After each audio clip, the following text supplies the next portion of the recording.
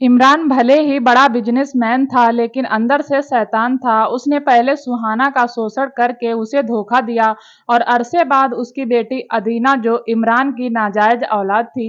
मकतूल एक दौलतमंद और रसूख वाला आदमी था, जबकि कातिल दो औरतें थीं, मां सुहाना और बेटी अदीना। सुहाना की उम्र करीब 38 साल थी और अदीना की 19 साल। वह बेहद हसीन व शोख लड़की थी। उसके चेहरे पर गजब की मासूमियत थी। सुहाना भी खूबसूरत औरत थी, लेकिन उसके चेहरे पर उदासी और आंखों में समंदर की गहराई थी। दोनों माँ बेटी कोर्ट में मुस्कुराती हुई आती थी और बड़े फख्र से कहती थी कि उन्होंने इमरान हसन को कत्ल किया है। अदीना कहती थी, मैंने एक ठोस डंडे से उसकी पिंडलियों पर वार करते हुए वह नीचे गिर पड़ा। सुहाना कहती है, जब वह नीचे गिरा तो मैंने उसी ठोस डंडे से उसके सीने पर मारना शुरू किया। इससे उसकी पसलियां टूटने की आवाज आने लगी। फिर मैंने अपनी अंगुलियों के नाखून उसकी दोनों आंखों में उतार दिए। माँ बेटी दोनों बड़े फक्र से ये कारनामा सुनाती हैं और मैं भी उनके गुरूर को सही समझता था। लाश बुरी हालत में मिली थी, डंडे से उसका सिर फोड़ दिया गया था। मैं जानता था मासूम चेहरे वाली इन माँ बेटी को कड़ी सजा मिलेगी, पर उनके चेहरे पर दया वहशत नहीं थी। वे दोनों बड़े सुकून और इत्मीनान से बैठी रहती थी। इसके पीछे एक दर्दनाक कहानी छिपी थी। मैं आपको वही कहानी सुनाऊंगा जो मुझे सुहाना ने कोर्ट के अंदर सुनाई थी। आप यह सोचकर सुहाना की कहानी सुने कि आप ही उसका इंसाफ करने वाले जज हैं। सुहाना ने मुझे बताया, मेरी माँ का नाम नसीम था। हमारा घर पुराना पर अच्छा था। घर में हम 3 लोग थे, मैं, मेरी माँ और मेरे अब्बू। जिंदगी आराम से गुजर रही थी। हमारे रिश्तेदार और अब्बू के दोस्त आते रहते थे। अब्बू काफी मिलनसार थे। बदनसीबी कहिए या कुछ और, अब्बू बीमार पड़ गए। 3 दिन अस्पताल में भर्ती रहे और चौथे दिन चल बसे। हम लोगों की दुनिया अंधेरी हो गई। कुछ दिनों तक दोस्तों व रिश्तेदारों ने साथ निभाया, लेकिन फिर अब अपनी अपनी राह लग गए। अब मैं बची थी और मेरी मजबूर माँ ने कोई मददगार, ना सिर पर हाथ रखने वाला। उस वक्त मैं बीए के पहले साल में थी, पर अब पढ़ाई जारी रखने जैसे हालात नहीं बचे थे। पड़ोसी भी शुरू में मोहब्बत से पेश आए, लेकिन धीरे धीरे सब ने निगाहें फेर ली। गनीमत यही थी कि हमारा घर अपना था, सिर छिपाने को आसरा था। हमारे पास पर खाने के लाले पड़ने लगे थे। अम्मा ने घरों में काम करने की बात की, पर मुझसे यह बर्दाश्त नहीं हुआ। मैंने अम्मा को बहुत समझाया और खुद नौकरी करने की बात की। मैं इंग्लिश मीडियम से पढ़ी थी। मेरी अंग्रेजी और मैथ बहुत अच्छे थे। बहुत कोशिश करने पर मुझे एक ऑफिस में जॉब मिल गई। वेतन ज्यादा तो नहीं था, पर गुजारा किया जा सकता था। शुरू में लोगों ने बातें बनाई कि खूबसूरती के चलते यह नौकरी मिली है। अम्मा बहुत डरती घबराती, लोगों की बातों से दहशत खाती। मैंने उन्हें समझाया, अम्मा, लोग सिर्फ बातें बनाते हैं, वे हमें खिलाने नहीं आएंगे। हमें अपना बोझ खुद उठाना है। लोगों को भौंकने दे। अम्मा को बात समझ में आ गई। फिर भी उन्होंने नसीहत दी, बेटी, दुनिया बहुत बुरी है, तुम बहुत मासूम और नासमझ हो। फूंक फूंक कर कदम रखना, हर मोड़ पर इज्जत के लुटेरे बैठे हैं। मैंने उन्हें दिलासा दी, अम्मी, आप फिक्र ना करें, मैं अपना भला बुरा खूब समझती हूँ। जिस फार्म में मैं काम करती हूँ वहाँ भेड़िए नहीं, बहुत नेक और भले लोग हैं। अकाउंटेंट अली रजा बूढ़े आदमी थे, बहुत ही सीधे व मोहब्बत करने वाले। मुझे नौकरी दिलाने में भी उन्होंने मेरी मदद की थी और पहले दिन से ही मुझे गाइड करना और सिखाना भी शुरू कर दिया था। वैसे मैं काफी जहीन थी, जल्द ही सारा काम बहुत अच्छे से करने लगी। ऑफिस में सभी लोग अली रजा साहब की बहुत इज्जत करते थे।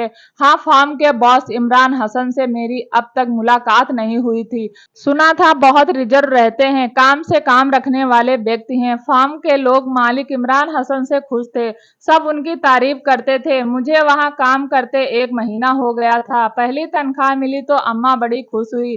तनख्वाह इतनी थी कि हम माँ बेटी का गुजारा आसानी से हो जाता और थोड़ा बचा भी सकते थे। फार्म में 4-5 लड़कियां और भी थी, उनसे मेरी अच्छी दोस्ती हो गई। बॉस पिछले दरवाजे से आते जाते थे, इसलिए उनसे मेरा कभी आमना सामना नहीं हुआ। एक दिन एक कालीग रासना की सालगिरह थी, उसने बड़े प्यार से मुझे अपने घर आने की दावत दी। इस प्रोग्राम में बॉस समेत ऑफिस के सभी लोग जाने वाले थे। मुझे भी वादा करना पड़ा। अम्मा से इजाजत लेने में मुश्किल हुई, क्योंकि वह मेरे अकेले जाने से परेशान थी। रासना के यहाँ पहुंचने पर मेरा शानदार वेलकम हुआ। वहां बहुत धूमधाम थी, केक काटा गया, पार्टी भी बढ़िया थी। मैं अपनी प्लेट लेकर एक कोने में खड़ी थी। उसी वक्त एक गंभीर नशीली आवाज मेरे कानों में पड़ी। आप कैसी हैं? देखा, एक बेहद हैंडसम यूनानी हुस्न का शाहकार सामने खड़ा था। शानदार पर्सनालिटी, तीखे नए नक्श, ऊंची नाक, नशीली आंखें। मैं बस देखती रह गई।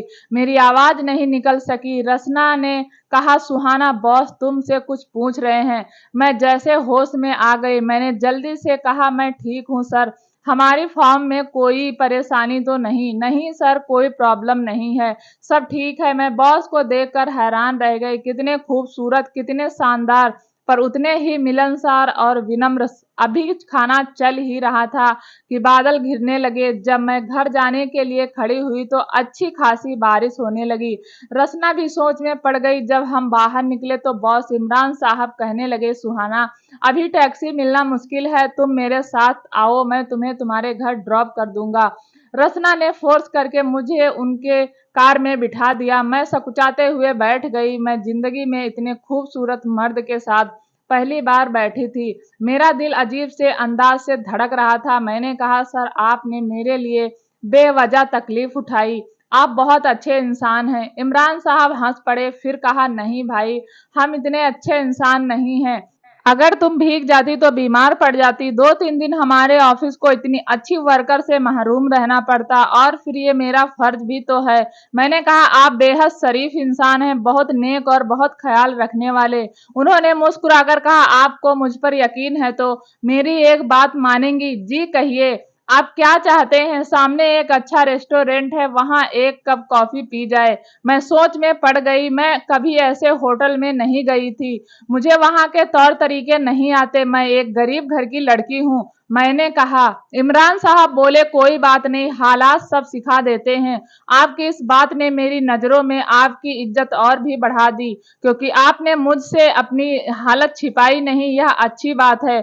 उन्होंने कार रेस्टोरेंट के सामने रोक दी। हम अंदर गए। बहुत शानदार हॉल था, वहां का माहौल खुशनुमा था। मैं इससे पहले कभी किसी होटल में नहीं गई थी। इमरान साहब ने कॉफी का ऑर्डर दिया, फिर मेरे काम की, मेरे मिजाज की तारीफ करते रहे। फिर कहने लगे, अच्छा ये बताइए, आप मेरे बारे में क्या सोचती हैं? मैंने कहा, आपने पार्टी में मुझे मेरा नाम लेकर पुकारा था, आप तो मुझसे मिले भी नहीं थे। आपके सवाल में बड़ी मासूमियत है। आप मेरे ऑफिस में काम करती हैं और एक अच्छा बॉस होने के नाते मुझे अपने साथियों के बारे में पूरी जानकारी रखना चाहिए। मैं तो यह भी जानता हूं कि आप ऑफिस की दूसरी लड़कियों से अलग हैं, अपने काम से काम रखने वाली हैं। मैं हैरान रह गई। हम कॉफी पीकर बाहर आ गए। वह कहने लगे, बहुत शुक्रिया, आपने अपना समझकर मुझ पर यकीन किया। आज तो आपसे ज्यादा बातें ना हो सकी, खैर अगली मुलाकात में बातें होंगी। मैं देर होने से अम्मा के लिए परेशान थी। मैंने सोच लिया था कि उन्हें इमरान साहब के बारे में कुछ नहीं बताऊंगी, वरना उनकी नींद उड़ जाएगी। मेरा घर आ गया। मैंने गली के बाहर ही गाड़ी रुकवाते हुए कहा, सर मुझे यहीं उतार दो। मैं आपकी मजबूरी समझता हूँ, मैं तो चाहता था कि आपको आपके दरवाजे पर ही उतारूं। मुझे उतार कर कार आगे बढ़ गई। मेरे लिए अम्मा परेशान थी। मैंने उन्हें दिलासा दिया और बताया, रसना के ड्राइवर चाचा मुझे छोड़ने आए थे ताकि वह किसी शक में ना पड़े। जब मैं बिस्तर पर लेटी तो दिल बुरी तरह धड़क रहा था, आंखों में वही खूबसूरत चेहरा बसा था। उन्हीं के ख्यालों में खोए पता नहीं कब सो गई।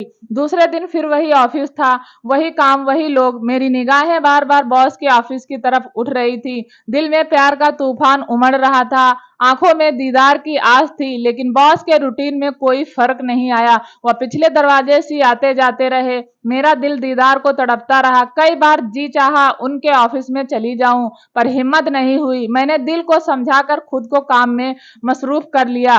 बार बार सोचती, उस दिन रात को मेरी तारीफ करना, प्यार से बातें करना, वह सब क्या था? उस दिन मैनेजर अहमद साहब मेरे पास आए और कहने लगे, सुहाना आप टाइपिंग सीख लीजिए, आगे आपके बहुत काम आएगी। मुझे अहमद साहब ने दूसरी टेबल पर बिठा दिया। थोड़ा खुद ने सिखाया, फिर साथी की ड्यूटी लगा दी कि मुझे बाकायदा टाइपिंग सिखाए। मैंने दिल लगाकर सीखना शुरू कर दिया। करीब 20 दिन के बाद अहमद साहब ने एक टेस्ट लिया। अच्छी खासी स्पीड हो गई थी। उन्होंने कहा, वेरी गुड, अब आप आइए मेरे साथ। मैं उनके अंदाज पर हैरान थी। वह मुझे लेकर इमरान साहब के ऑफिस में गए। मैं पहली बार वहां आई थी। ऑफिस की सजावट और खूबसूरती देखकर मैं चकाचौंध हो गई। कमरे में हल्का अंधेरा था। एसी की ठंडक, टेबल पर हल्की नीली रोशनी थी। उनकी गूंजती सी आवाज सुनाई दी, आइए अहमद साहब। आप कैसी हैं मिस सुहाना? मेरी आवाज मुश्किल से निकली, मैं अच्छी हूँ सर। इतने दिनों के बाद बॉस को देखने से मेरी तड़प और चाहत और बढ़ गई थी। मैं प्यासी निगाहों से उन्हें देखती रही। अहमद साहब बोले, सर मैंने आपके लिए टाइपिस्ट का बंदोबस्त कर लिया है। ये है। Very good. मिस सुहाना, क्या आप टाइपिंग जानती हैं? जी सर, उन्होंने अच्छे से सीख लिया है। अहमद साहब, आपने ये बड़ा अच्छा काम किया। एक बड़ा मसला हल हो गया। उनके कमरे में एक तरफ एक छोटी टेबल रखी थी जिस पर टाइपराइटर रखा था। मुझे वहां बिठा दिया गया। इमरान साहब ने मुझे कुछ कागजात टाइप करने को दिए। शाम को जब मैं टेबल से उठी तो इमरान साहब ने कहा, मिस सुहाना, टाइपिस्ट की हैसियत से आपकी तनख्वाह में 300 रुपये का इजाफा कर दिया गया है। मुझे बड़ी खुशी हुई। मैंने अम्मा को बताया तो वह खुश नहीं हुई। कहने लगी, मैं कैसी मजबूर माँ हूँ कि तुम्हारी कमाई खा रही हूँ। मुझे तो तुम्हारी शादी का सोचना चाहिए। तुम्हारी कमाई जमा करके मुझे शादी की तैयारी करनी होगी। मेरा दिल भी उदास हो गया। मैंने कहा, अम्मा मैं शादी नहीं करूंगी, आपको छोड़कर कहीं नहीं जाऊंगी। नहीं बेटी, ये तो दुनिया का दस्तूर है। लड़की को विदा होकर अपने असली घर जाना पड़ता है। अम्मा ने दुखी मन से कहा। वक्त गुजरता रहा। मैं इमरान हसन के ऑफिस में मेहनत और लगन से काम करती रही। वह भी बड़ी मोहब्बत और इज्जत से पेश आते। मेरी नजरों में उनकी इज्जत और सम्मान दिन ब दिन बढ़ता जा रहा था। जिंदगी बड़ी अच्छी गुजर रही थी। उस दिन मैं घर पर ही अम्मा के साथ किचन में थी। मैंने देखा अम्मा टटोल टटोल कर काम कर रही थी। वह दूध का पतीला ठीक से देख नहीं पाई। दूध नीचे गिर गया। कुछ गर्म दूध पांव पर भी गिरा। उन्हें चक्कर आ गया। मैंने उन्हें कमरे में लाई और ग्लूकोज पिलाया, पैर पर दवा लगाई। फिर पूछा, अम्मा ये सब क्या है? आपको क्या कम दिखाई देने लगा है? कुछ नहीं बेटा, ऐसे ही जरा चक्कर आ गया था। नहीं अम्मा, आप सच बताएं। आपको मेरी जान की कसम, आपको मुझे सच बताना होगा। वह फूट फूट कर रोने लगी। फिर बताया, बेटी कुछ दिनों से मुझे चक्कर आ रहे हैं। धीरे धीरे मेरी आंखों की रोशनी कम होने लगी है। अब तो बहुत ही कम दिखाई देता है। चक्कर भी आते हैं। अम्मा, आपने मुझे बताया क्यों नहीं? हम किसी डॉक्टर को दिखाते हैं। या नौबत यहाँ तक आती ही नहीं। चलिए उठिए, डॉक्टर के पास चलते हैं। नहीं सुहाना, तुम मेरी बेटी हो। बेटी की कमाई कर्ज की तरह होती है। तुम्हारी कमाई सिर्फ तुम्हारी शादी पर खर्च होगी, इलाज पर नहीं। नहीं अम्मा, मैं आपको किसी अच्छे डॉक्टर के पास ले चलूंगी। मैंने बहुत कुछ कहा लेकिन अम्मा किसी कीमत पर इलाज के लिए तैयार नहीं हुई। दूसरे दिन ऑफिस में मैं उदास सी थी। इमरान हसन ने मुझे देखते ही कहा, क्या बात है सुहाना, आप उदास लग रही हैं? नहीं सर, ऐसी कोई बात नहीं। मिस सुहाना, आप मुझे गैर समझती हैं। आप नहीं जानती मैं आपके बारे में क्या सोचता हूँ। मेरा दिल चाहता है सारी दुनिया की खुशियां लाकर आपके कदमों में डाल दूं। फिर वह अचकचा कर चुप हो गए। शायद मैं कुछ ज्यादा बोल गया। मुझे माफ करना सुहाना। नहीं सर, आप मेरे हमदर्द हैं। दरअसल मेरी अम्मा की आंखों की रोशनी जा रही है। उन्हें बहुत कम दिखाई देने लगा है। मैं क्या करूं? आप परेशान ना हो सुहाना, मैं आज आपके साथ आपके घर चलूंगा। हम उन्हें अच्छे डॉक्टर को दिखाएंगे। क्या आपकी अम्मा मेरी माँ जैसी नहीं है? यह बात नहीं है सर, असल में वह इलाज कराने को राजी ही नहीं होती। मैं उन्हें समझा लूंगा, आप फिक्र ना करें। शाम को वह मेरे साथ मेरे घर आए। उन्होंने अम्मा से उनकी बीमारी के बारे में पूछा। इसकी शुरुआत करीब 3 महीने पहले हुई थी, पर अम्मा ने मुझसे छिपाया। इमरान साहब ने बड़े प्यार से कहा, आप घबराएं नहीं, मैं आपका इलाज कराऊंगा, आप ठीक हो जाएंगी। नहीं बेटे, हम कुदरत से जंग नहीं लड़ सकते। मैं डॉक्टरों का सहारा नहीं लेना चाहती। मैं आपका एहसान भी नहीं ले सकूंगी। मुझे मेरे हाल पर छोड़ दो। इमरान साहब भी नाकाम होकर वापस चले गए। अम्मा ने कहा, बड़ा नेक आदमी है। क्या तुम्हारे ऑफिस में काम करता है? अल्लाह उसे अच्छा रखे। वैसे कितनी उम्र है उसकी? मैंने यहाँ झूठ बोलना ठीक समझते हुए कहा, हाँ अम्मा, मेरे ऑफिस में काम करता है। अधेड़ आदमी है, 3 बच्चों का बाप है, भला आदमी है। अम्मा को इत्मीनान हो गया। दूसरे दिन इमरान साहब ने बड़े जज्बाती ढंग से कहा, सुहाना, आज मैं दिल की बात तुमसे कहना चाहता हूँ। मैं तुम्हें दुल्हन बनाकर अपने घर ले जाना चाहता हूँ। मैं तुमसे बेहद मोहब्बत करता हूँ। मुझे जवाब दो सुहाना। मेरा दिल जोर से धड़क रहा था। सर, पर हमारे हालात में जमीन आसमान का फर्क है। मैं एक गरीब लड़की हूँ और आप सुहाना, दिल के रिश्तों में ऊंच नीच, गरीब अमीर कुछ नहीं देखते। तुम मेरे लिए क्या हो या बस मैं जानता हूँ। क्या जिंदगी के किसी मोड़ पर आपको यह एहसास नहीं होगा कि आपने बराबरी में शादी नहीं की? नहीं, मैंने बचपन में अपनी अम्मी को खो दिया था, फिर अब्बू चल बसे। मैं प्यार को तरसा हूँ, इंसान हूँ। तुम मेरे लिए मोहब्बत का समंदर हो, मेरी मंजिल हो, बस तुम राजी हो जाओ। मैं सोच में थी, मैंने कहा, इमरान साहब, मैं नहीं जानती या कैसे मुमकिन होगा। तुम परेशान ना हो, मैं सब देख लूंगा। रजा साहब बाकायदा मेरा रिश्ता लेकर तुम्हारी अम्मी के पास जाएंगे, तुम्हारी अम्मा को राजी कर लेंगे, पर पहले तुम्हारी मंजूरी जरूरी है।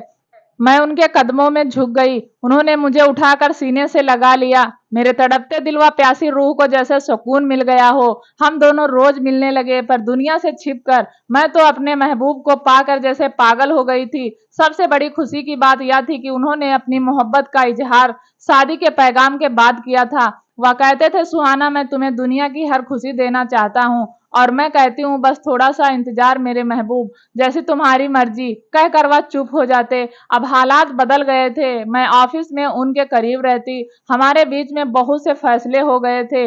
माँ की आंखों की रोशनी चली गई थी। हमारी मोहब्बत तूफान की तरह बढ़ रही थी। मैं अपनी माँ की नसीहत, अपनी मर्यादा भूल कर सारी हदें पार कर गई। ऑफिस के बाद हम काफी वक्त साथ गुजारते।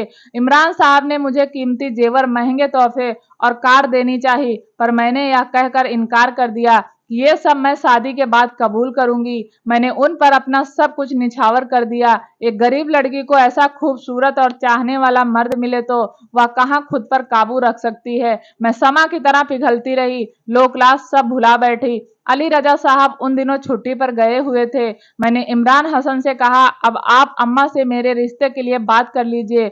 आप अम्मा के पास कब जाएंगे? जब तुम कहोगी तब चले जाएंगे। अच्छा, परसों चले जाइएगा। जाने मन, अभी अली रजा साहब छुट्टी पर हैं, वह आ जाएं। कोई बुजुर्ग भी तो साथ होना चाहिए। मैं खामोश हो गई। अब वही मेरी जिंदगी थे। दिन गुजरते रहे, वह अम्मा के पास ना आए। अली रजा साहब भी पता नहीं कितनी लंबी छुट्टी पर गए हुए थे। धीरे धीरे इमरान साहब का रवैया मेरे साथ बदलता जा रहा था। अली रजा साहब छुट्टी से वापस आ गए। मैंने इमरान साहब से कहा, आप कुछ उलझे उलझे से नजर आते हैं, क्या बात है? कुछ बिजनेस की परेशानियां हैं, लाखों का घपला हो गया है, मुझे देखने के लिए बाहर जाना पड़ेगा। आप अम्मा से मिल लेते तो बेहतर था। हाँ, उनसे भी मिल लेंगे, पहले ये मसला तो देख लें। लाखों का नुकसान हो गया है। उनका लहजा रूखा और सर्द था। उन्होंने मुझसे कभी इस तरह बात नहीं की थी। मैं परेशान हो गई, रात भर बेचैन रही। मैंने फैसला कर लिया कि सवेरे अली रजा साहब से कहूंगी कि वह इमरान साहब को लेकर अम्मा के पास मेरे रिश्ते के लिए जाएं। वह मुझे बहुत मानते हैं, वह जरूर ले जाएंगे। दूसरे दिन मैं इमरान के ऑफिस में बैठी, उनका इंतजार कर रही थी। 12 बजे तक वह नहीं आए। मैं अली रजा साहब के पास गई और उनसे पूछा, सर, अभी तक बॉस नहीं आए? अली रजा साहब बोले, वह तो कल रात को फ्लाइट से स्वीडन चले गए हैं। मेरे पैरों के नीचे से जमीन खिसक गई। वह मुझे बिना बताए बाहर चले गए, मुझसे मिले भी नहीं। मेरे लिए कुछ कह के गए हैं या? हाँ, इमरान साहब की वापसी का कोई यकीन नहीं। 7 से 8 महीने या साल 2 साल भी लग सकते हैं। कारोबार वहीं से चलता है, उन्हें वहां का बिगड़ा हुआ इंतजाम संभालना है। आप अपनी सीट पर वापस आ जाइए। अली रजा साहब ने सपाट लहजे में कहा। मुझे चक्कर सा आ गया। मैंने 1 हफ्ते की छुट्टी ली और घर आ गई। कुदरत के भी अजीब खेल हैं। माँ की रोशनी इसलिए छिन गई थी ताकि वह मेरी यह हालत न देख सके।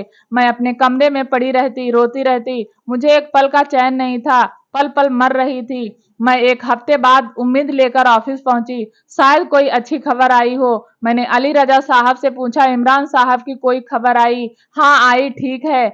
ऑफिस के बारे में डिस्कस करते रहे। क्या तुम्हें उनका इंतजार है? जी, मैं उनकी राह देख रही हूँ। बेकार है, जब वे आएंगे तो तुम्हें भूल चुके होंगे। मेरी आंखों से आंसू बह निकले। उन्होंने दुख से कहा, मेरी समझ में नहीं आता, तुम्हें क्या कहूँ। तुम जैसी मासूम व बेवकूफ लड़कियां आंखें बंद करके भेड़िए के सामने पहुंच जाती हैं। तुम्हारे घर वाले लड़कियों को अक्ल व दुनियादारी की बात क्यों नहीं सिखाते? तुम्हें यह क्यों नहीं समझाया गया, जहां तुम जा रही हो वे लोग कैसे हैं, उनका स्टाइल क्या है, वहां तुम जैसी लड़कियों की क्या कीमत है? सब जानते हैं। ये अमीर ज्यादा साथ नहीं निभाते, बस कुछ दिन ऐश करते हैं, पर तुम लोग उन्हें जीवन साथी समझकर खुद को लुटा देती हो। मैं सिसकने लगी। रजा साहब, मैंने ये सब जानबूझकर नहीं किया, दिल के हाथों मजबूर थी। उनकी झूठी मोहब्बत को सच्चाई समझ बैठी। मैंने धीरे से कहा, सुहाना, अगर तुम अपनी इज्जत गंवा चुकी हो तो चुप हो जाओ। चिल्लाने से कुछ हासिल नहीं होगा, वह लौट कर नहीं आएगा। ऐसा वह कई लड़कियों के साथ पहले भी कर चुका है।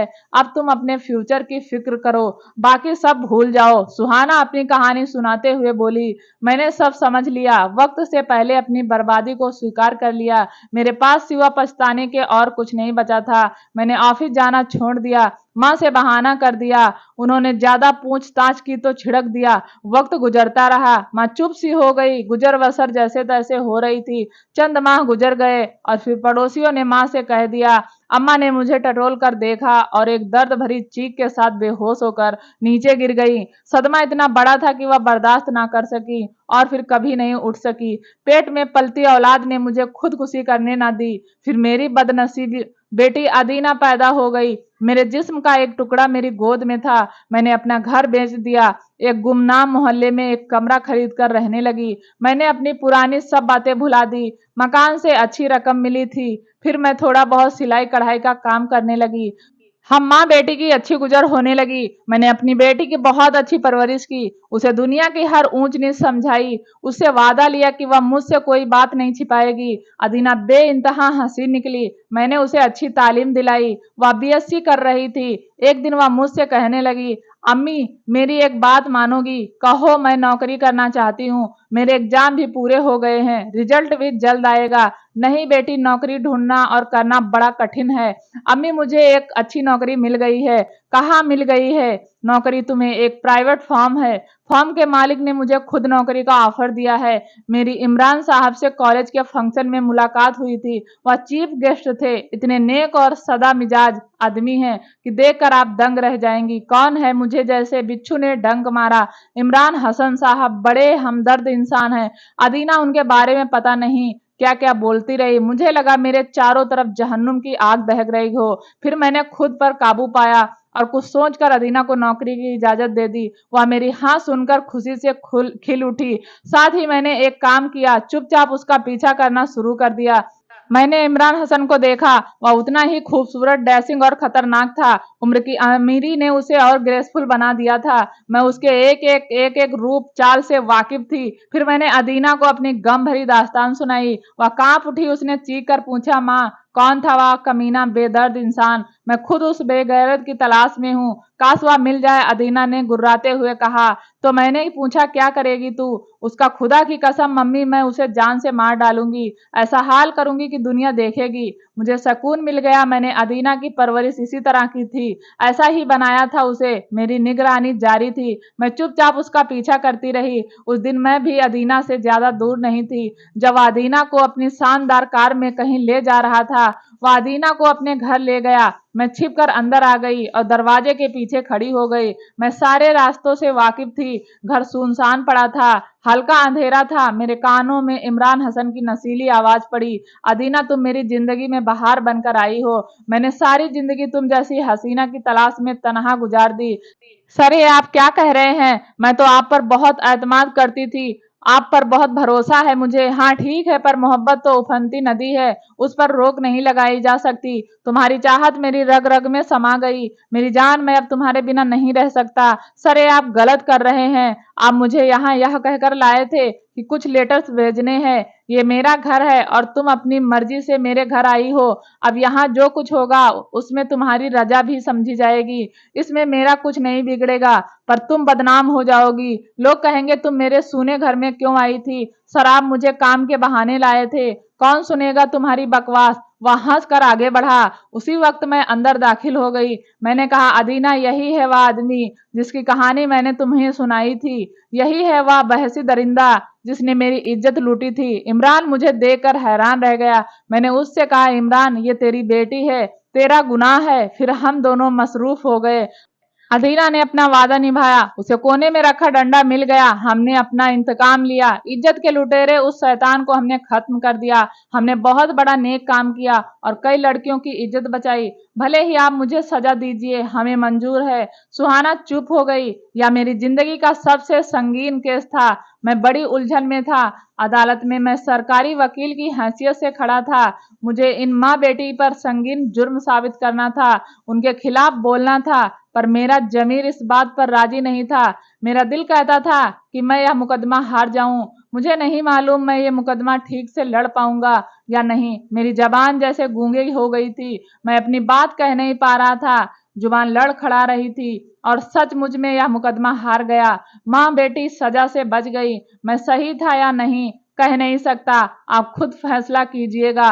दोस्तों, उम्मीद करती हूँ कहानी पसंद आई होगी। अगर आप चैनल पर पहली बार आए हैं तो प्लीज चैनल को लाइक और सब्सक्राइब जरूर करें। धन्यवाद।